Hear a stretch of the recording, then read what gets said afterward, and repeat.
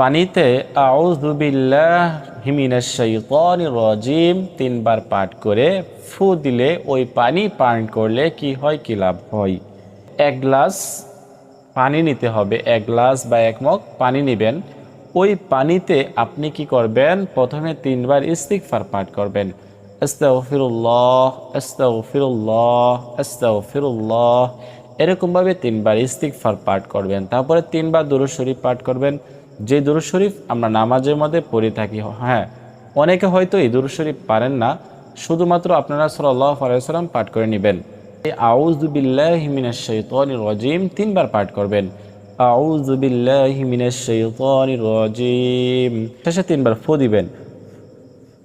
এরকমভাবে 3টি ফু দিবেন। ব্যক্তি এই পানি পড়া পান করবে, আল্লাহ তাআলা ওই ব্যক্তির পেট ব্যথার সাথে সাথে ভালো করে দিবেন, তার বদ নজর দূর করে দিবেন।